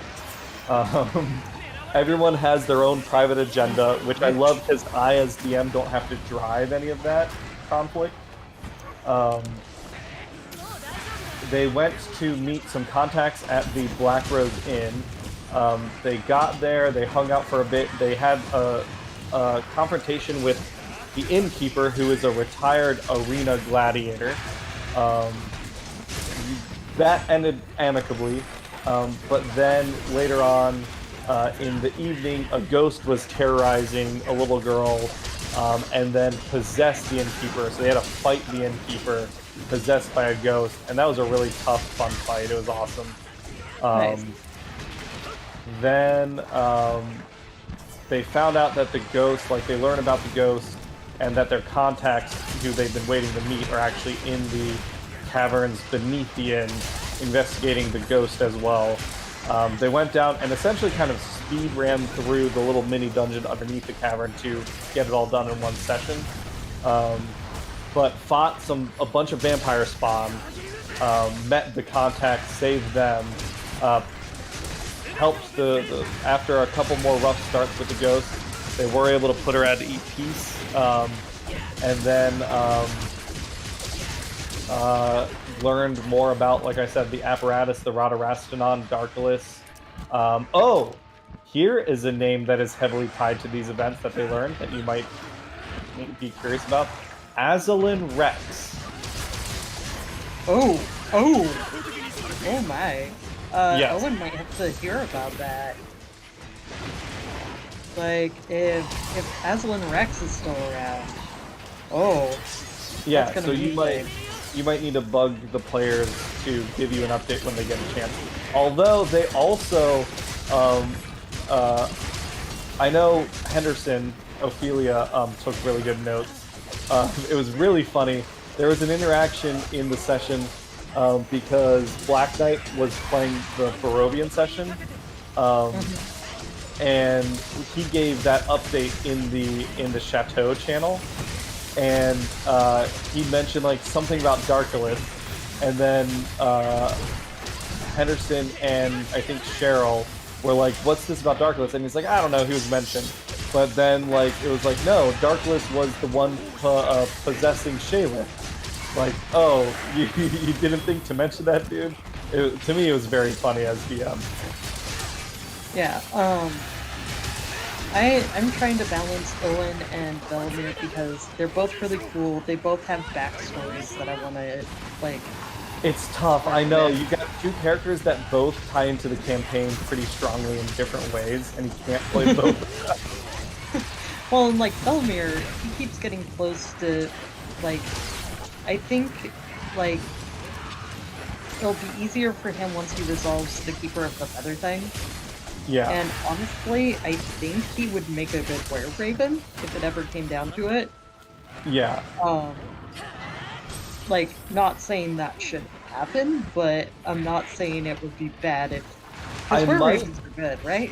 I might, and yeah, they're generally good. I might end up running a homebrew Barovian campaign, not Curse of Strahd, but something just for that Baron Strahd invitation, because I don't think it comes up later, which is annoying. Because like Felmir's just like, this is like a bad thing. Yeah, How many If you times am I don't gonna get go- poisoned here? I know, right? I stocked Absolutely up insane. on the herbal medicine and the antidotes before I came into this fight. what are you hunting now, Lucent? Nope, we No. are still Nope, working still on on gold. Rappies. But I have switched to, I think, a better set for Basil. So that I would probably buy. But yeah, so Cheryl, D&D's been a lot of fun. Post, there it is. Yes, Ninek. Apparently, Aslan Rex split his soul into two for some reason. One of those halves is Darkulus. Oh, Fuck out of here. oh, that's gonna be interesting for Owen. Yeah, so that was the big reveal from this session, and then I will post the next one, which will be a two-parter. I'm gonna post it probably tonight or tomorrow, but we won't play it until I get back from Italy. All right. Let's Well, become I want to try to actually get in on this one Yeah. because it fills up so fast. Like, I honestly might do something. I need to see if there's a way to do a similar thing, but with the Feywild, and maybe create a ongoing Feywild thing that's kind of similar to the Dread setup. Yeah, it seems like I've Get been it. like very pleasantly surprised by the success Nice. of the format. Well done, everyone. Dang, fuck. Yay! You about did it! Oh my gosh. Oh. Why? Why did it take this long? We didn't have this much trouble last time. But yeah, I definitely want to write a campaign and run it because, so, the Atomic Fox has been doing research for her character's backstory for Rime of the Frostmaiden. Yes. We have both discovered to our absolute frustration that the lore is inconsistent. And You the can't have a peeve- media franchise this large and be consistent. I just think that's This it's is why I that's want to. tough. Yeah, this is why I want to homebrew a world. I want things consistent. It bugs me when they're not consistent. It's like Yeah. a pet peeve. No, I totally get you. What's really going to frustrate you is, and this is just something you're going to have to expect, you're going to work really hard on all this lore, and your players are not going to care. That's okay. 'Cause I know at least one. I know at least one player will, and because I know the Atomic Fox will. Yeah. But also, it will help me come up with things faster on the fly. Oh, that's okay. I see what you mean. Yeah, that sort of having like that information on hand will just help you be more comfortable DMing with stuff. Also, it will like if somebody goes, "Oh, hey, I need help making my character," I can be like, "Oh, there's a really cool place you could be from." And like, I know for like me, part of why I struggled with Fire's backstory for a while is I didn't know the world very well, and I didn't want to just come up with things without the full context of what was going on around. So it's part of why I made him from an unimportant fishing village. I still haven't figured out the event that got him separated from his family. I know he has an older sister. And neither of his parents are Asmar, but both of his parents were clerics of Saloon. Due to the kind of, well, parents met because they were clerics of Saloon. The one that kind of had the Azamar bloodline, but wasn't an Azamar because it can pop in and out. Kind of was drawn to Saloon because of that heritage of being descendant of a celestial that works with Saloon. So that's what I have for Fire's backstory. Yeah, I dig it. But yeah, I can see what you mean. If you have a smaller world that you can control more tightly, that would be a little more reassuring as a DM. Thanks, everyone. I assume that means that the party had a good hunt. You finally beat Rathian. Yeah. Yeah. Finally captured. Good insofar as that we won. NukeTube, what I'm excited for most in the new Gundam, I like the design of the Gundams are cool, but the combat especially looks just so fucking sick. It's so fucking good. That shield technology looked really cool. Yeah, we haven't. Oh, really I talked love about the the sky combat in much. this The, level, man. Oh, the yeah. shield, Oh. the shield that that Ariel has. Oh my god, that is so cool. Nate, you would love it especially. It is the most Yep. Zone of the Enders style. Oh, sign me shield. up. Yeah, it's a shield Inject that. it straight into my veins, baby. So one thing I noticed was the shield seems to always have like a bubble shield, even like it's a physical like held shield by like a Gundam, which isn't out of the ordinary. But the there's like a bubble shield, like an energy shield around the Gundam, like even when the shield is not like all together. But the cool part is that the parts of like little fragments that come together to make the shield, and they can be used as like separate like beam rifles, like each one of them. There's a really cool part in the combat that's just like you can fire them all at once, like you do the swarm attacks in Zone of the Enders, or you can fire them as like repeating, alternating shots from different angles, which I think is just awesome as hell. That sounds Very great. excited All about right. that. You've piqued my interest. I've got some spare time right now. Even so- the two supporting mobile suits have their own little like swarm missile attacks that are pretty cool. A lot of interesting new stuff going on here. Yes, and it's only half an hour, Nate. It's just one half an hour episode right now. That's fine. Yeah. Yeah, it's just the prologue, right? Yep. Yes. Sorry, Chad. I was doing all my support buffs real quick. Wait, why are you apologizing for that? Because they have It's to. not. watch me It's do not it good every viewing. time. I'm sure it's not great. Most of the first few attempts at that gold Rathian hunt were me running around just not trying to die from poison and fire together. Well, yeah, but that's part of the game.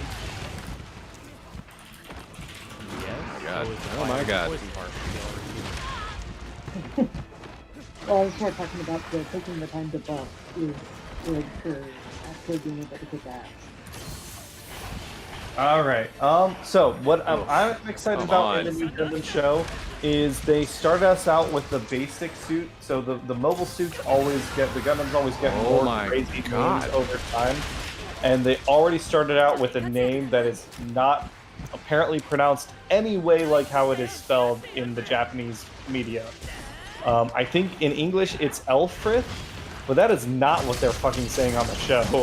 So I'm excited for the names to only get more insane. Yeah. This Nargacuga is really annoying to me. Maybe I'm just not It's all- playing the right weapon for me to learn him. But my God, he's It's- whooping my ass. It's also a really cool design. It feels like a visually cohesive design that's also pretty unique.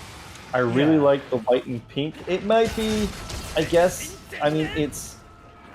I don't think know. it stays It's that a way little- because at the end credits it shows it like with like the classic like red, blue, and Blue, red, white. yeah. But I'm I will sure say it'll even like get the prototype upgraded. colors, I was like, I don't hate it.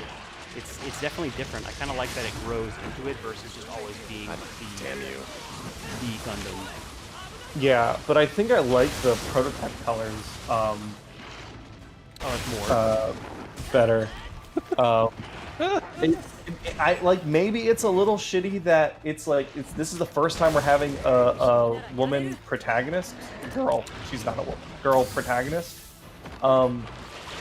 And they made the Gundam pink, so it's like, oh, is that like gender roles and stuff? But also, it's a girl in a cool mech suit after a franchise that's very heavily been traditionally very male marketed. dominated.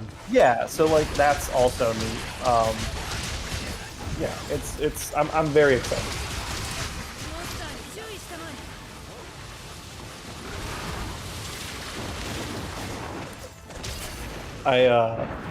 The mooks that I've seen from the toys, I'm not super excited about. They look like they're heavily inspired by the Zaku, which, you know, is kind of to be expected. But they also have like needless Roman centurion frills on their heads. That's kind of silly. Yeah, that is a little odd looking.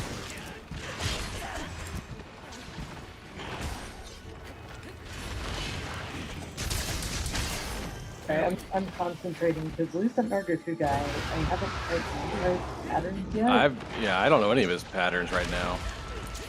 It's been literal years since I fought this guy. So, do you know that when the purple starts, it will just get further out and further out? Yeah, it comes in waves. Okay. Yeah, no, I just don't have his rhythm right now. I didn't see the giant spinning attack while I was already in it. I was like, oh, that makes sense. The when tail his is hitbox happens. Like the double tail hit, I'm used to the other Nargacuga doing it like one and done, and then this one will straight up pick it back up and bring it back down again. The other one will do that, but it's got to be in like full rage mode. This guy just does it out of hand. So now that you've hunted Lucent Nargacuga, how do you feel about it compared to regular Nargacuga Osprey? I love it. I love it. It's a really cool design. Yeah. Lucent, yeah, Cheryl, Lucent is so pretty. I love it. I'm glad that Nargacuga got a rare species because I admit I do not love the subspecies. Green Nargacuga is fine, but I don't feel like it behaves any differently. It's just fucking green. Yeah, So, what's the difference between this one and Silverwind? Okay, so Silverwind is a deviant, which means it's deviants are not subspecies; they are unique monsters. Silverwind is it once was a regular Nargacuga that it got hunted and it nearly died, but it defeated the hunters, and as a result, it is stronger than it was before, and it looks like Silverwind. Lucents are a subspecies or a rare species of Nargacuga that are genetically different. Okay. And then in game terms, their like moveset and stuff are different. I think Lucent is my favorite out of what I've seen of Nargacugas. Yes, Lucent and Silverwind are great. Green is just green.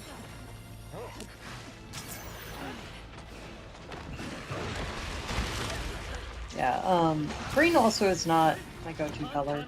I like kind of the starry vibe they're going for with Lucent. Yes. You know me, I like my stars and my stuff. Part of why Fire is tied to Silverwind is because I was like, ooh, pretty moon stuff.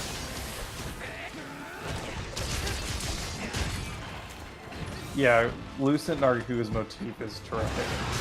The invincibility, the cosmic like look, the fact that like you hunt it at night underneath the starry sky is awesome. Yeah, like that. This is my favorite monster in all of Monster Hunter. And for Nate, Tom, and I, it's a really important monster for us because it was one of 2 final bosses in Monster Hunter 3 Ultimate, like post-game final bosses. Lucent Nargacuga and Abyssal Lagiacrus were the 2 monsters that, like, I think you unlocked the last. And they were both really tough fights, really fun fights. Well, Ooh, we that seem was to be close. doing better against Lucent than we were. I don't know. I'm getting my butt kicked. I'm healing a lot more often than I was. Well, the other metal one. rafts are definitely bullshit. They're fun and they're way better in Sunbreak than they have been in the past. But they're known to be kind of bullshit monsters. You bounce off everything. It's impossible to knock them down. They don't stay down. I call them bullshit in the most loving, endearing way. I love the fights. Yeah, they're overpowered, but I'm not mad about it. Yeah. Jesus, this guy. Aha! All right, put him in the ground. Put him in a body bag. Darn it! I missed. Oh well. There you go. Look on his head.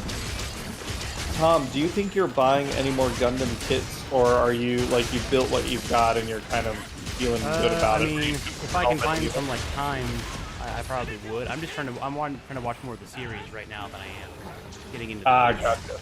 The kits are cool. Yeah. I'm gonna probably finish up the ones I have, but I don't. That's something that I'm gonna have to either fully commit to. Probably. Yeah. I kind of need to see the series before I get excited about the kits. I need to know what Gundam I'm working with. I guess some people are, you know, it's. I'm not, you know, yeah, if I they don't just care, buy but them for the sake of buying them. I need usually to just know. buy the ones that I either like, or if like I hear that like the kit is like, I guess good enough. But I haven't like gone all out on that or anything. Yeah, there are definitely like fans of the model kits themselves who don't even watch the show, and they just get all the satisfaction they need out of building and customizing the kits in ways that I could never do. But I'm with you where I want to see the suits in action. And everyone has their own tastes and stuff, but yeah, I am pretty excited about the kits. I am hesitant to buy them because I'm in the same boat as you, Tom, where I don't know if I would have the time immediately to build them.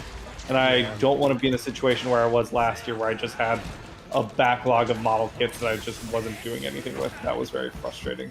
Yeah, I think if I had like a dedicated setup, like a place I could do it at, because I kind of just do it at whichever table I have, I would probably do it more often. I think the other issue for me is just like the storage space. I know that you've got like you have the shelves for collecting these types of things, and I don't.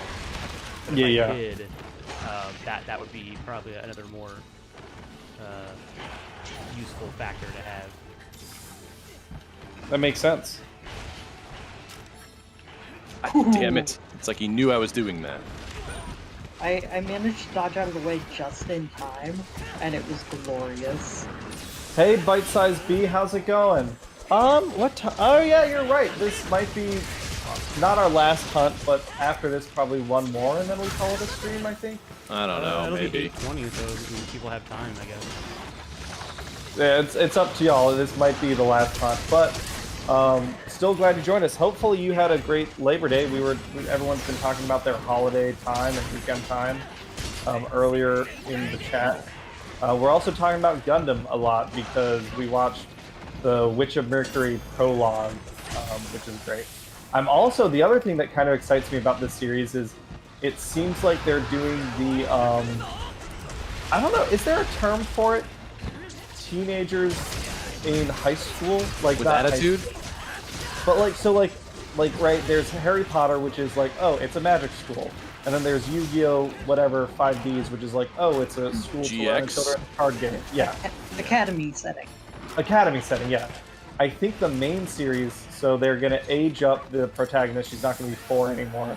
She's going to be like 13 or something. Damn, I was hoping for a series like that, which would never go over well. But Plug this infant to this death machine. it seems like she's going to, so that the government agency or whatever the fuck it was, the organization that raided Earth Ox Corporation, I think is setting up an academy to control and license who can use mobile suits or Gundams. And she will be attending that academy under a pseudonym, I think is the main premise of the series. So there will be academy setting stuff with school, class, like differentials and all that stuff.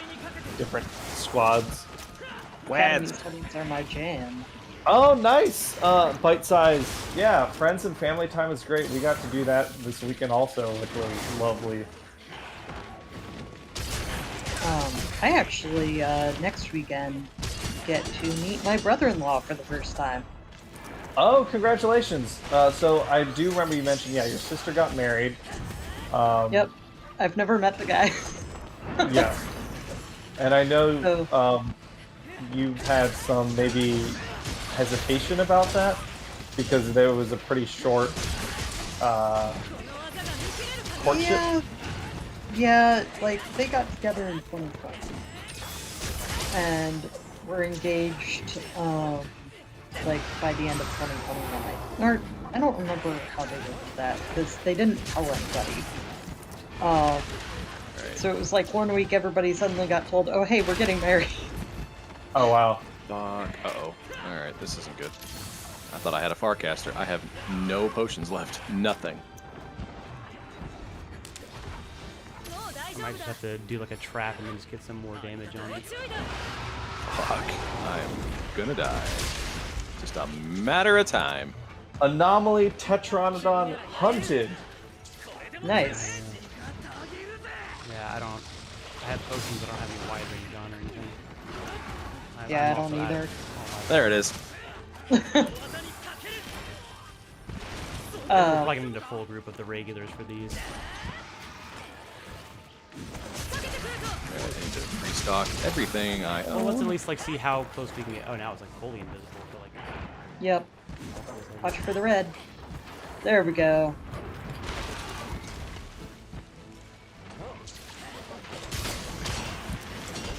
Rafa, I did not go to the game on Saturday, though I wish I would have, because I didn't realize that Charlotte was going to be as easy as they were in comparison to the last few teams we lost against.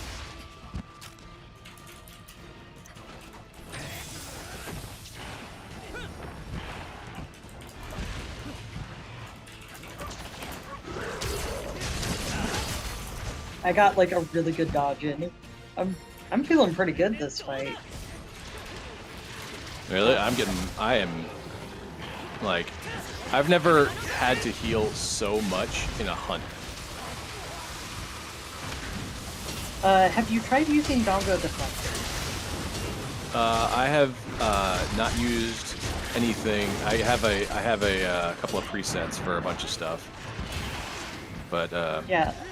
I've been getting by with Dongo Deflector, which reduces the damage you take after you take so much damage, and it has been a game changer. yeah. No, I do a defender, which usually activates.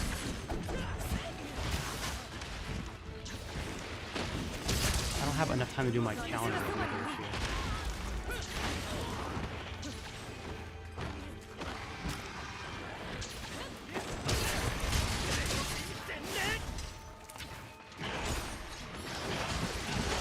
God Trying damn to it. get whatever. I'm just going to see how far we can Fucking get. annoying.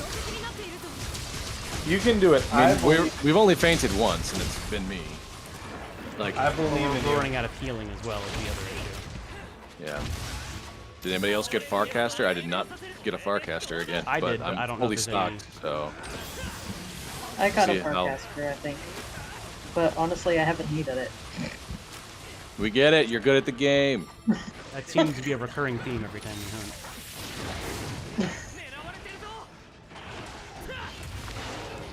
I kind of find it hilarious that it's like this, considering Rise was my first Monster Hunter. You find it strange that you're better at the monster, fighting the monster you've already fought before, and we haven't in this game. Well, like, you had fought Gold Rathian before, hadn't you? Yeah. Yeah, many times. So I'm. Yep, I'm there it the is. That might I'm be the it for newbie me. to the series compared to you, and I thought I was gonna be like holding everyone back. But Maybe apparently you're not. the Monster Hunter Oh, chosen apparently one. you're I just don't so know. fucking At good. this Oh point, man. we've got 100 hours in Osprey plus. I don't 200. think. Like, are you a Yeah. newbie if you've got Yeah, triple not digits? Yeah, it's not, no more noob time. You're, I said compared to y'all. I don't think there's a. I think at some point there's diminishing returns there. I don't think there's value in that comparison once you get to 100 hours. That's fair. Maybe y'all are just stuck on old habits. I don't know. Yeah, bite-sized speed. Noob hours are over. Yeah. If I had like 300 hours to commit to this, yeah, I guess I'd be better. All right, what we got? Go. Yeah, Raffler, a clap if you believe. You could. Hey, listen, chat hasn't given up on y'all. Part of the I other haven't issue given is up the on those people that we either. usually hunt with are like the high MR. And like it's good to hunt with them because we can get through these, but Fuck. Come on. There we go. Oh, I've been That was close.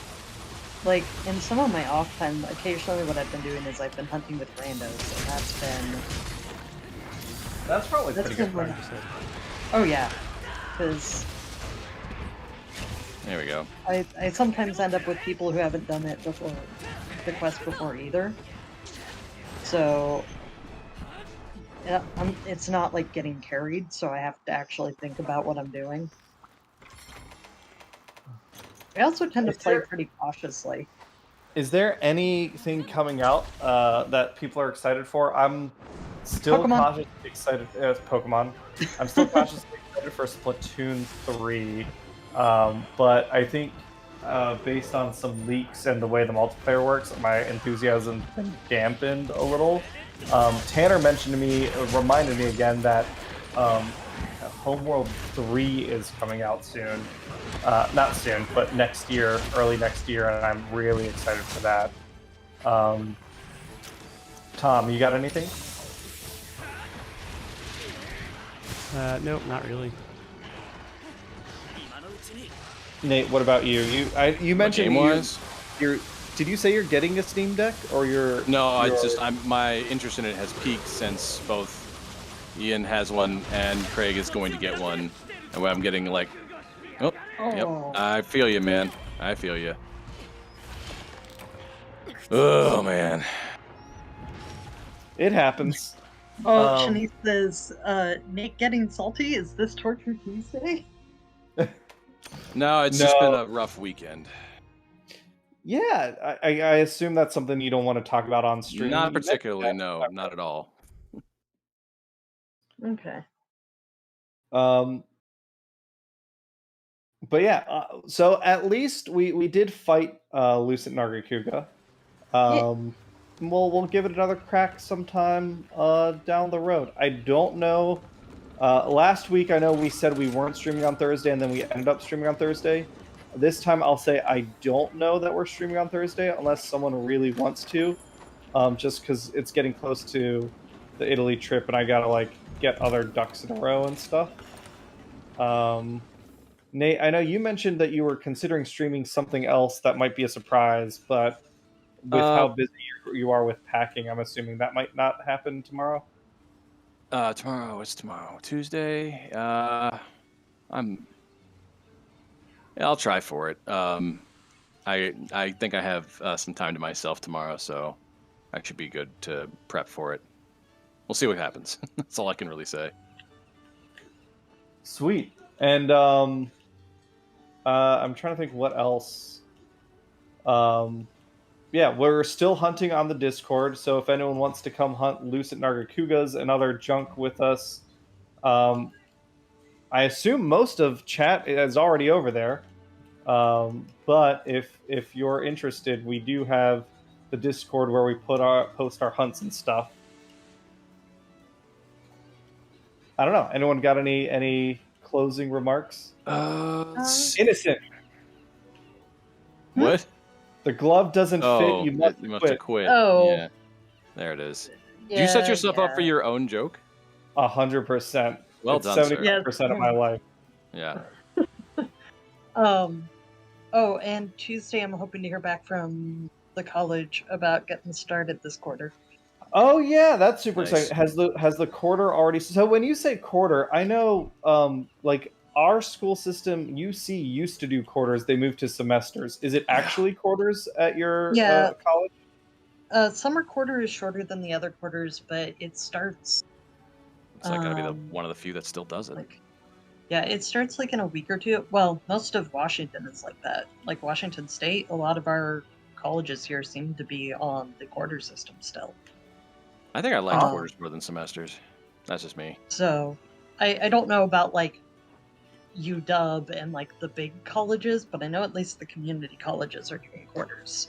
So I'm hoping to hear back from them. I have my FAFSA done. That part's done. Awesome. Did really well on the GED except for the math. The math I passed, but it wasn't great. So, but I'm glad I at least passed, and I'm glad that's out of the way. But A pass is a pass. Oh yeah, 100%. like I knocked the language arts stuff out of the park. So, but yeah, and I should have more news for y'all next time we stream. So Right on. hopefully, and I'll keep y'all updated on Discord and whatnot. But For sure. yeah, Sweet, sweet. All right. All right. Well, I think we'll call it a night then, and everybody. Appreciate Thanks, you joining.